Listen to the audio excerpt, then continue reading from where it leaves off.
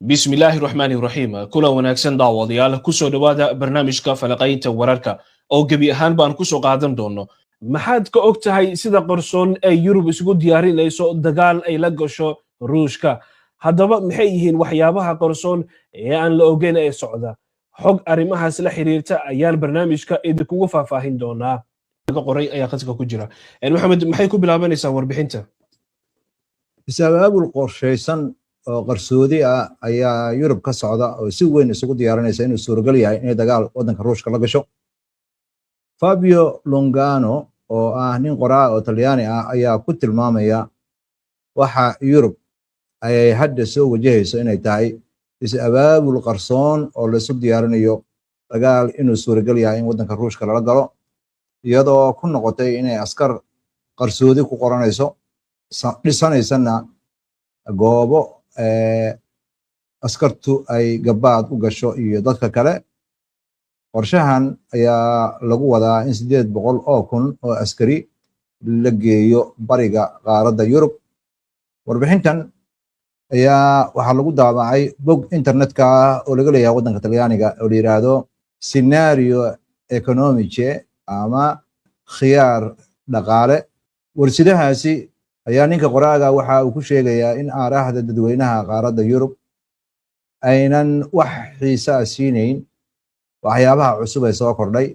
Dadka go'aamada qaadanaya ee wadamada Yurub madaxda ka ah iyo madaxda NATO ayaanan arrimahani hadda ka wada xaajoonayn oo keliya, laakiin waxa ay isu diyaarinayaan in qorshe wax ku oola la diyaariyo iyo lacag miisaaniyada oo aad u ballaaran oo dagaal la isugu diyaarinayo. Intaa waxa uu ku darayaa qoraaga in qaaradda Yurub aynan arkin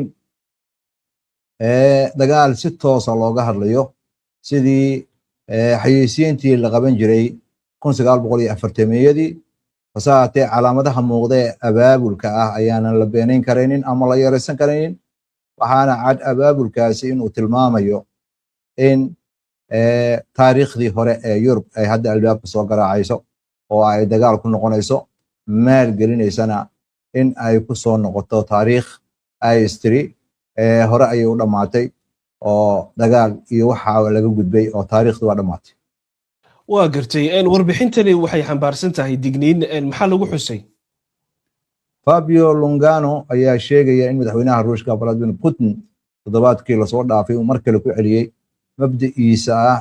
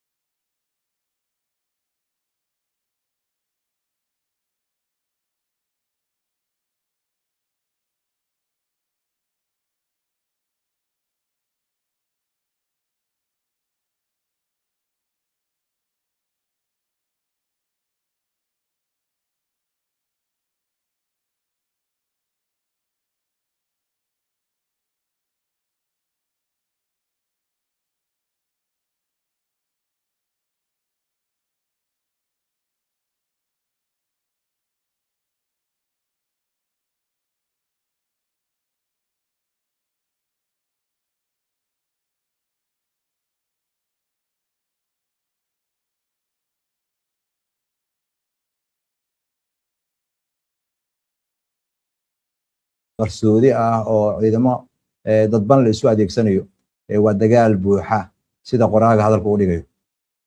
waa gartay danka Britain waxaa la leeyahay diyaar garow aan caadi ahayn ayaa laga sheegayaa bal halkaas inoo faahfaahi. Dowladda Britain ayaa wada howlo waxtar leh oo ka baxsan dooda propagandada. Wasiirka ciidamada qalabka sida ee wadanka Britain Alistair Keynes ayaa sheegay in dagaal uu soo food leeyahay oo uu Yurub daruur dagaal ay dul hoganayso. wuxuuna intaas ku darayaa in hadalka xuduntiisa ay tahay Keynes in uu leeyahay ciidamadu waxa ay maareeyaan dagaalka, saacate bulshooyinka iyo dhaqaalaha weeye waxa dagaalada ku guuleysta. waxaana la joogaa xilligii ay laga baqayay inay dhacdo khatar aad u weyn.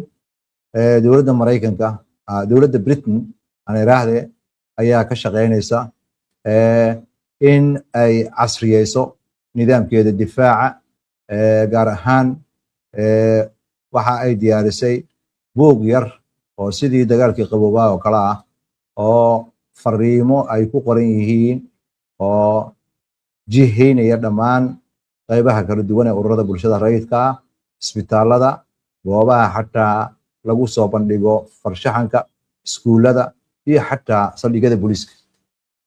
waa gartay dhinaca kale Jarmalka iyo Faransiiska oo si weyn ugu caan ah cambaarinta Ruushka iyo sidoo kale taageerada Ukraine, maxaa laga ogyahay dhankooda? Fabio Longano ayaa ku adkaysanaya in dowladda Jarmalka iyo dowladda Faransiiska ay ayagana ka gudbeen cagajiidkii oo ay hadda ku dhaqaaqeen siyaasad. marka la barbar dhigo sanadihii hore, waxa ayna hadda qaadeen tillaabooyin wax ku ool ah oo ay dagaal isugu diyaarinayaan. Faransiiska ayaa qaatay go'aan taariikhi ah oo la rabo in lagu diiwaangeliyo askar 29 sano ka hor ayaa arrintaasi u dambeysay oo arrintaasi la joojiyey. hadda laakiin waxaa la filayaa xagaaga soo socda in mar labaad la soo celiyo dadka ay daadooda u dhaxayso 18 iyo 19 inay isdiiwaan geliyaan oo tartiib loo diiwaangeliyo. madaxweyne Macron ayaa sheegay sida kaliya ee khatar dagaal looga baaqsan karo inay tahay in dagaal la soo diyaariyo, halka xukuumadda ay go'aansatay in ay askari walba oo la qorayo la siin doono 800 oo lacagta yuurooga sanad walba.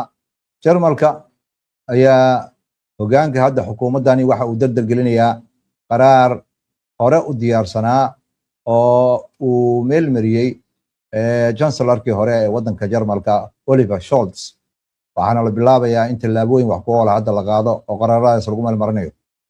waa gartay isla qodobkaasi waxaa jira qorshe qarsoon oo Jarmalka ka socda, muxuu yahay qorshahaasi? baarlamaanka Jarmalka ayaa u codbixiyey in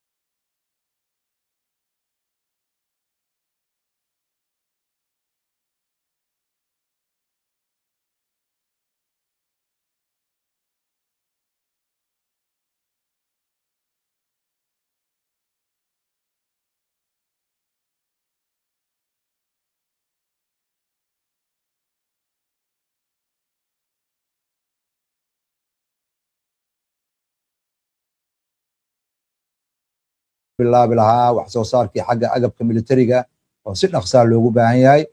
waxaasoo dhan ayaa in ay meelmar noqon karaan su'aal laga keenaya.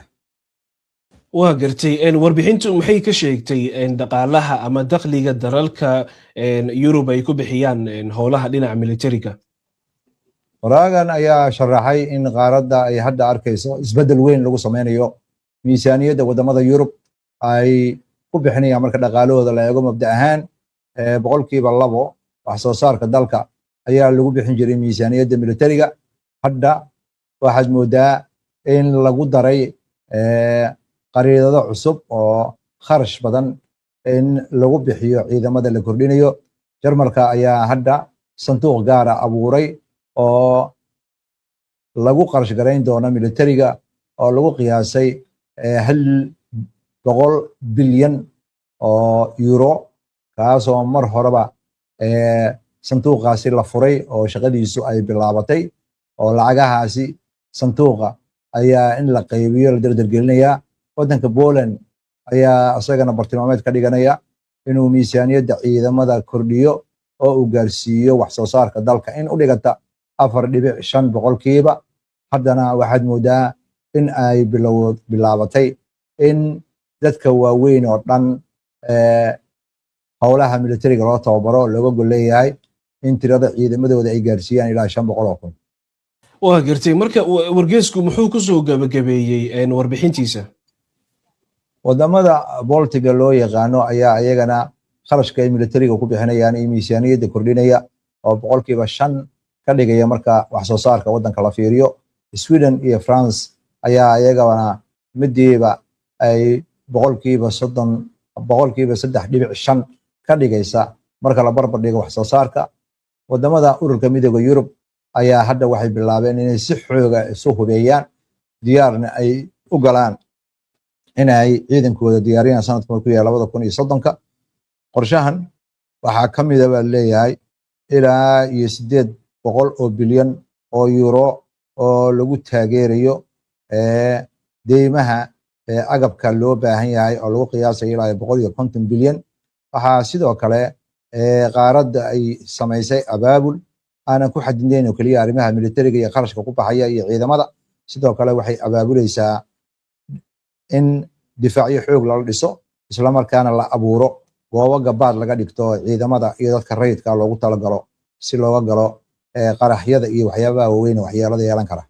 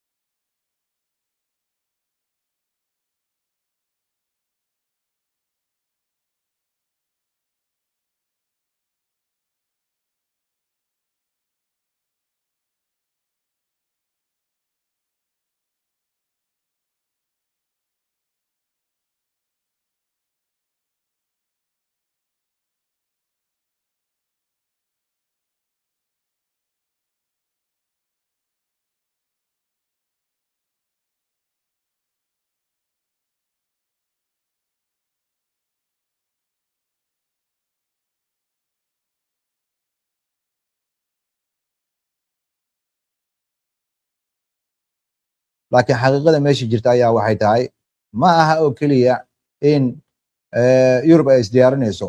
dhinacyo kale oo waxaa jira haddii ay Yurub xuduudka bariga qaaradda Yurub ay ciidamo dhoobto, Ruushka waxaa laga yaabaa inuu gacan ka helo wadamada Shiinaha iyo Kuuriyada Waqooyi. waxaa sidoo kale laga yaabaa Iiraan in iyadana qayb ka noqoto. dagaal haddii uu bilowdo oo Yurub ka bilowdo waxa uu noqonayaa sida khabiirada hadalku u dhigayaan dagaalka saddexaad ee adduunka. laakiin uma muuqata Yurub hadda inay u babacdhigi karto haddii ay daandaansato ama dagaal la gasho wadanka Ruushka. waxaana muuqata madaxweynaha sida uu hadalka u dhigay wadanka Ruushka toddobaadkii hore dagaal ma doonayno uu yiri inaan Yurub la galno mana qorsheynayno. laakiin haddii dagaal ay Yurub bilowdo ma noqon doono wax Ukraine ka dhacay oo kale. wuxuu noqon doonaa dagaal qaraar oo khasaarooyin xoog la keena oo dhibaato xoog la geysta. Yurubna waxaad moodaa inayna moogeen xaqiiqada jirta oo hadda ay isdiyaarinayaan. waa hagaag waan arki doonaa arrimahaasi wixii ku soo kordhay isha ayaan ku hayn doonaa. aad baa u mahadsantahay maxamed. daawadayaal adinkana aad baa u mahadsantihiin daawashada barnaamijka falaqaynta wararka. caawa inta ayaan barnaamijkani kusoo gabagabaynaynaa waxa inaga xasuusina haddii aad ku cusub tahay HBN Online TV ama horaada nagu xirnayn kusoo biir baraha kala duwan ee internetka aan ku leenahay. inta ku kulmi doono barnaamijka midka ku xigo insha Allah nabadgelyo.